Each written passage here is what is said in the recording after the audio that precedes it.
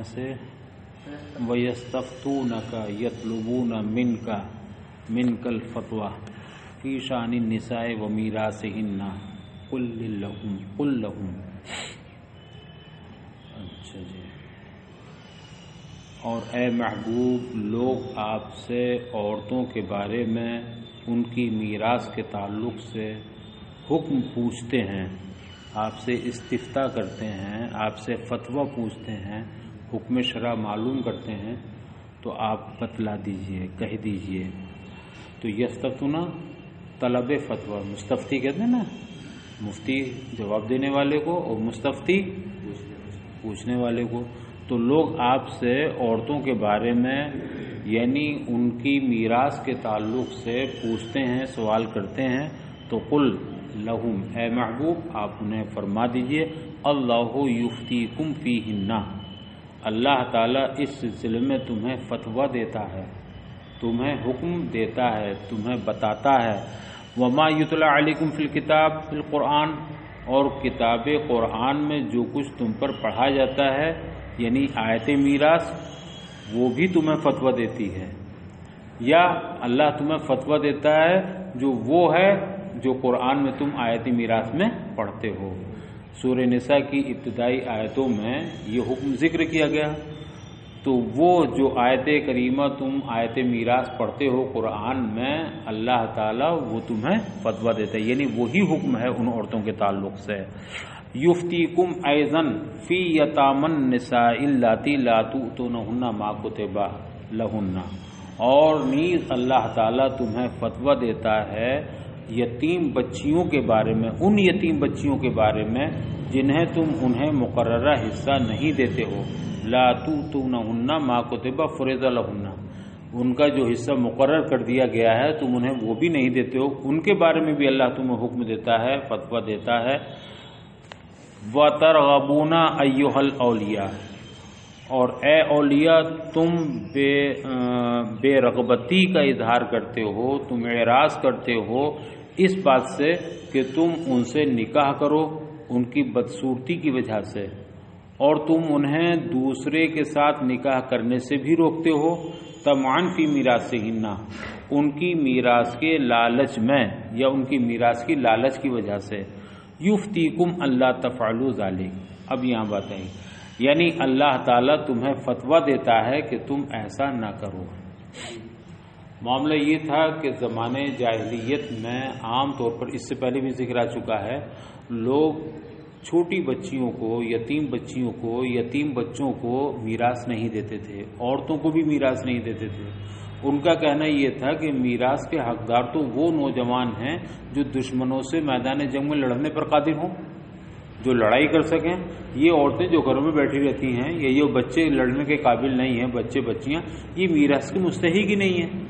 تو میراث کے مستحق اصل وہ نوجوان ہیں جو دشمن کا مقابلہ کر رہے ہیں. اس لیے وہ عورتوں کو بھی نہیں دیتے تھے اور بچیوں کو بھی نہیں دیتے، بچوں کو بھی نہیں دیتے تھے. حضرت عائشہ سے بھی روایت ہے، بخاری شریف کی روایت ہے کہ اس زمانے میں لوگ بچوں کو محروم کرتے تھے، حالانکہ اللہ تعالیٰ نے ان کے لیے حصہ مقرر کر دیا تھا. چونکہ یہ ایک عام تصور تھا، اس لیے جب وہ آیت کریمہ نازل ہوئی، آیت میراث والی، تو لوگوں نے یہ سمجھ کر کے، یہ سوچ کر کے کہ ہو سکتا ہے یہ حکم وقتی ہو، اور اس وقت انہوں نے کچھ عرض نہ کیا اور اس حکم کو تسلیم کیا. لیکن وہ انتظار میں رہے کہ شاید یہ حکم منسوخ ہو جائے گا، کیونکہ بہت سے حکم منسوخ ہوئے ہیں، تو یہ بھی عارضی حکم ہوگا اور یہ منسوخ ہو جائے گا.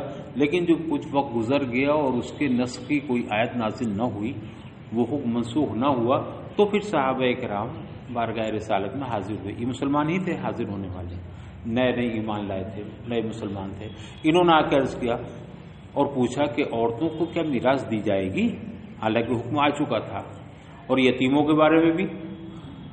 تو اللہ کے رسول صلی اللہ علیہ وسلم نے فرمایا کہ اللہ تمہیں آیت میراث میں تو یہ بتا چکا ہے. اس وقت یہ آیت کریمہ نازل ہوئی کہ لوگ آپ سے پوچھتے ہیں تو اے محبوب آپ انہیں بتا دیجئے کہ اللہ تمہیں فتویٰ دیتا ہے عورتوں کے میراث کے تعلق سے بھی، اور یہ فتویٰ کیا ہے؟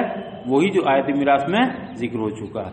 نیز اس کے علاوہ یہ بھی فتویٰ دیتا ہے کہ جو ان بچیوں کو تم چھوڑ دیتے ہو اور ان کی طرف تمہاری کوئی رغبت نہیں ہوتی ہے، یا ان کا ایک طریقہ یہ ہوتا ہے یہ بھی تھا اس وقت کہ جو بچیاں یتیم رہتی تھیں اگر وہ حسن و جمال والی ہوتی تھیں اور ان کے پاس مال بھی ہوتا تھا تب تو یہ جو باقی رہتے تھے لوگ ان سے خود نکاح کر لیا کرتے تھے کہ وہ حسین بھی ہیں اور مالدار بھی ہیں، تو حسن کی وجہ سے بیوی بنا لیتے تھے اور مال کی وجہ سے ان کے وارث بھی بن جاتے تھے، یہ مال کے مالک بن جاتے تھے۔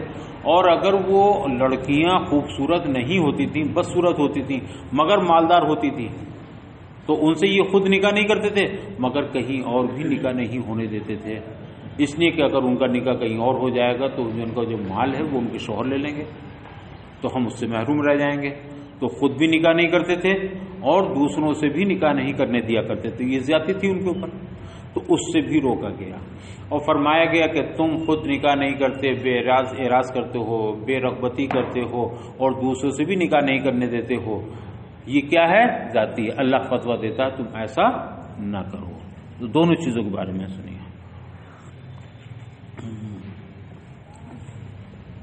اے یفتیکم اللہ تفعلوا ذالک، یعنی اللہ تعالیٰ تمہیں فتویٰ دیتا ہے کہ تم ایسا نہ کرو۔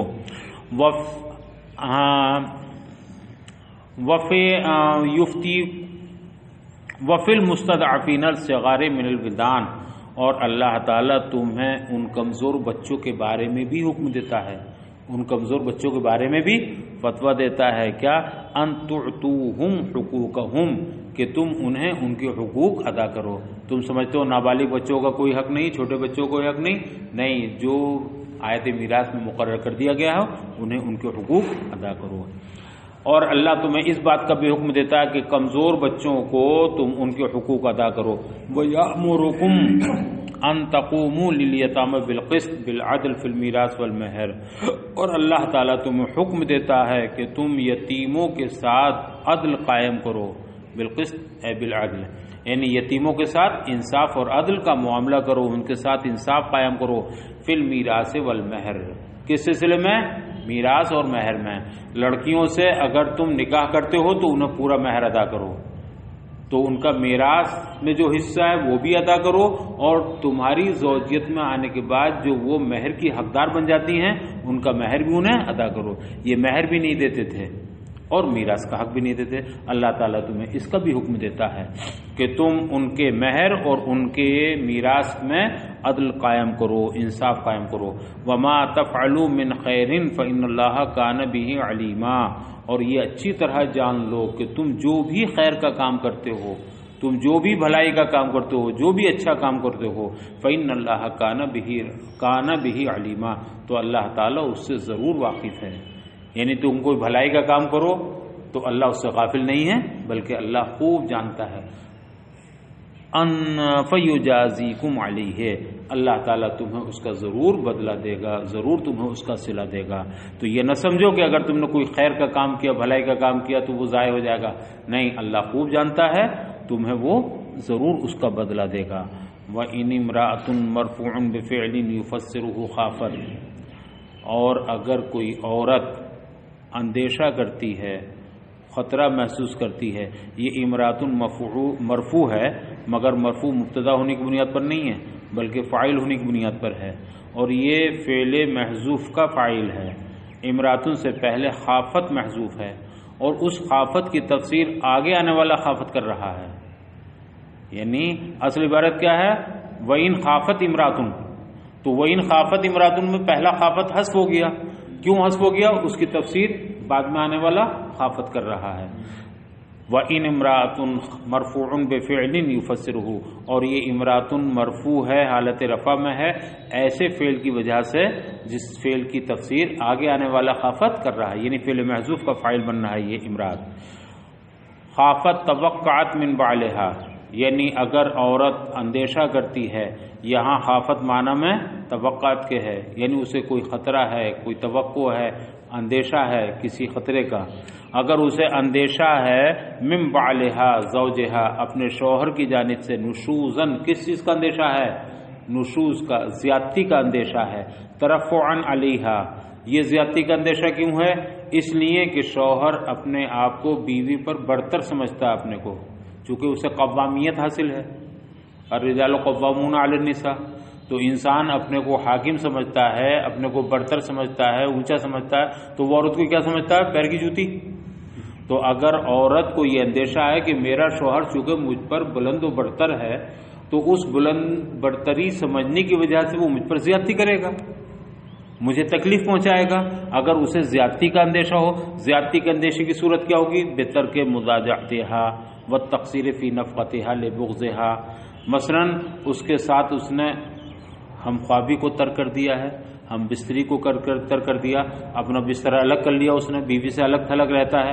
والتقصیر فی نفقتها، یا اس کے نفقے میں اس نے کسی قسم کی کوتاہی کرنی شروع کر دی۔ بیوی کا خرچہ 5,000 روپے مہینے کا تھا، لیکن اب اس نے کیا کیا؟ بولے نہیں 5,000 نہیں، اب 2,000 روپے دیے جائیں گے، اتنا کم کر دیا۔ تو اس کے اوپر زیادتی کی صورت ایک تو یہ ہے کہ اس کا بستر الگ کر دیا، اپنا بستر الگ کر لیا، یہ بھی زیادتی ہے۔ اور ایک زیادتی کی صورت یہ ہوئی کہ اس کا جو خرچہ تھا اس خرچ میں اس نے کمی شروع کر دی، پریشان کرنے لگا، پہننے اوڑھنے کو کم دینے لگا۔ لبغضها، اور اس کی وجہ کیا ہے کم خرچ دینے کی؟ اس سے نفرت کی وجہ سے دل میں نفرت پیدا ہو گئی، اب خرچ پورا نہیں دے رہا، کپڑے پورے نہیں دے رہا، کھانے کو نہیں دے رہا پورا۔ وَطُمُوحِ عَيْنِهِ إِلَىٰ أَجْمَلٍ مِّنْهَا، یا یہ ہے کہ اس سے زیادہ خوبصورت اسے کوئی دوسری بیوی مل گئی اور اب اس کی طرف آنکھ نہیں اٹھا کے دیکھ رہا ہے۔ پہلی بیوی بوڑھی ہو گئی یا وہ اتنی خوبصورت نہیں تھی، اب دوسری بیوی اس نے بہت خوبصورت کی ہے، تو اب اسے ساری توجہ اسی دوسری بیوی کی طرف ہو گئی اور پہلی بیوی کو چھوڑ دیا۔ تو اس کی وجہ کیا ہوئی کہ یہ دوسری بیوی کی خوبصورتی کی طرف مائل ہو گیا، اس نے چھوڑ دیا۔ وَطُمُوحِ عَيْنِهِ إِلَىٰ أَجْمَلٍ مِّنْهَا، یا پہلی بیوی سے زیادہ خوبصورت بیوی کی طرف نگاہ اٹھنے کی وجہ سے اس نے زیادتی شروع کر دی۔ او اعراضاً عنہا بوجہہ، یا اس سے بے رغبتی اس نے اختیار کر لی۔ بے رغبتی کی وجہ کچھ بھی ہو سکتی ہے، حسن کم ہے، جمال کم ہے، یا اور بھی کچھ ہو سکتی ہیں۔ تو اگر ایسا اس نے کیا ہے اور پھر بیوی کو اندیشہ ہو گیا کہ ابھی مجھ پر زیادتی کرے گا یا میری طرف سے بے رغبتی اختیار کرے گا، اب مجھے منہ نہیں لگائے گا، تو اب فرمایا جاتا ہے فلا جناح علیہما ان یصالحا، تو ان دونوں پر اس سلسلے میں کوئی گناہ نہیں ہے، کوئی حرج نہیں ہے کہ یہ دونوں آپس میں صلح کر لیں۔ پہلی بیوی اور شوہر کیا کر لیں؟ آپس میں صلح کر لیں۔ صلح کی صورت کیا؟ پہلے تو بتائیں ان یصالحا، دراصل فیہ ادغام التاء فی الاصل فی الصاد، اس میں دراصل تا کا صاد میں ادغام ہے۔ یتصالحا تھا، کیا تھا؟ تا کو صاد کیا اور صاد کا صاد میں ادغام، یہ صالحہ ہو گیا۔ تو ایک قرات تو یہ ہے، وفی قرات یصلحا من اصلحہ، اور ایک قرات میں باب افعال اصلحہ یصلحہ سے یصلحہ ہے۔ تو دو قراتیں ہو، دونوں سبھی قراتیں ہیں، تو یا تو یصلحہ تھا اور یا یصلحہ، دونوں قراتیں بینہما، تو ان میں کوئی حرج نہیں ہے کہ یہ دونوں باہم صلح کر لیں۔ صلحن فی القسم والنفقۃ، صلح کس چیز میں کریں؟ باری میں صلح کر لیں، نفقے میں صلح کر لیں۔ بأن تترک لہ شیئا طلبا لبقاء صحبت، اس طرح کہ عورت بقائے صحبت یا بقائے رفاقت کے لیے اپنا کچھ مطالبہ ترک کر دے، اپنا کچھ حق چھوڑ دے۔ دیکھیے ایک بیوی اس کی پہلی کی تھی مثلا، اب اس نے ایک نئی بیوی سے شادی کر لی، تو اب ظاہر سی بات ہے نئی بیوی سے شادی کرنے کے بعد اگر وہ دوسری بیوی کے حسن و جمال کی وجہ سے اس کی طرف راغب ہو گیا، یا دوسری شادی کے بعد پہلی بیوی کا خرچہ اس نے کم کر دیا، یا پہلی بیوی سے بستر اس نے الگ کر لیا، یا اس کے کھانے پہننے میں کمی کرنی شروع کر دی، تو اب انہیں حکم دیا جا رہا ہے کیا پروگرام ہے؟ تو کیا ہے ارادہ آپ کا؟ ہاں ارادہ ہمارا تو ہے چلنے کا، ظہر بات یا چلیں ظہر پڑھیں،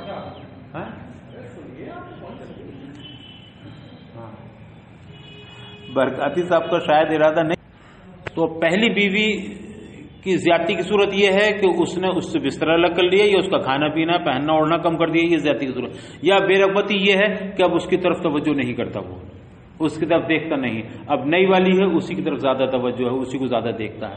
تو اب اس سلسلے میں پہلی بیوی کو حکم دیا گیا، ان دونوں میاں بیویوں کو، کہ اسے چاہیے کہ یہ دونوں صلح کر لیں، چونکہ اگر دونوں ساتھ رہیں گے نباہ ہو نہیں پائے گا، وہ پریشان رہے گی یا شکار رہے گی ظلم و زیادتی کا، تو صلح کرنے کی صورت یہ ہوگی کہ وہ پہلی بیوی اپنے کچھ حقوق میں سمجھوتا کر لے.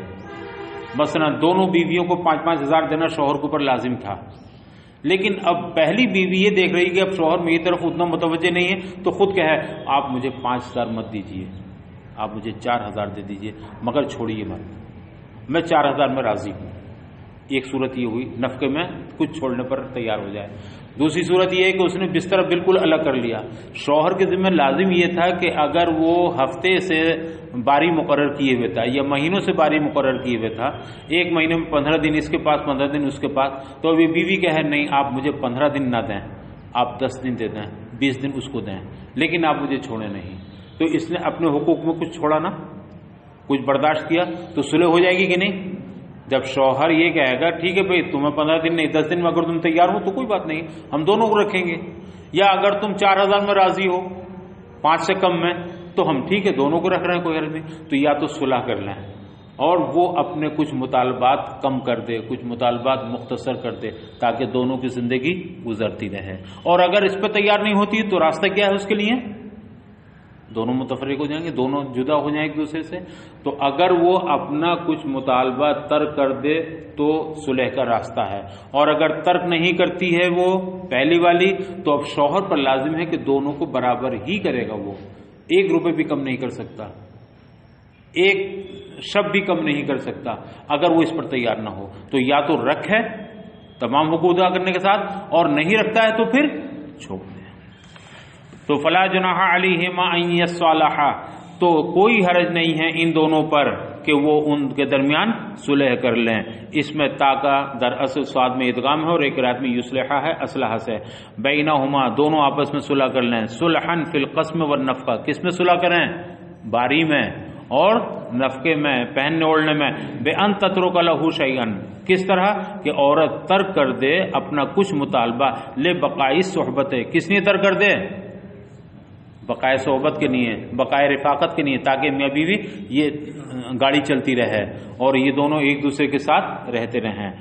لے بقائے صحبت. فَإِن رَضِيَّتْ بِذَلِكَ، اگر عورت اس پر راضی ہو جاتی ہے، کچھ اپنا مطالبہ کم کرنے پر راضی ہو جاتی ہے، کچھ چھوڑنے پر اپنے حقوق راضی ہو جاتی ہے تو ٹھیک، سبحان اللہ. وَإِلَّا، اور اگر یہ تیار نہیں ہوتی ہے اپنا کوئی مطالبہ کم کرنے پر، تو فَعَلَى الزَّوْجِ أَن يُوفِيهَا حَقَّهَا او یفارقہا، تو اب شوہر پر 2 ہی چیزیں واجب ہیں. یا تو وہ شوہر دونوں کے حقوق پورے ادا کرے، اس میں کوئی کمی بیشی نہ کرے، اور اگر ایسا نہیں کر سکتا ہے تو یفارقہا، تو کیا کرے وہ اس کو الگ کر دے. الگ کرنے کی صورت کیا ہوگی؟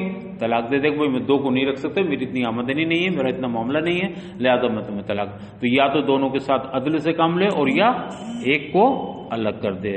والصلح خیر من الفرقۃ، قرآن فرماتا مگر صلح کرنا یہ فرقت سے بہتر ہے. اس لیے کہ طلاق تو اللہ کے نزدیک ابغض مباحات میں سے ہے نا، تو جہاں تک کوشش ہو سکے صلح ہی کی کوشش کرے. صلح بہتر ہے فرقت سے بھی، یعنی طلاق سے بھی.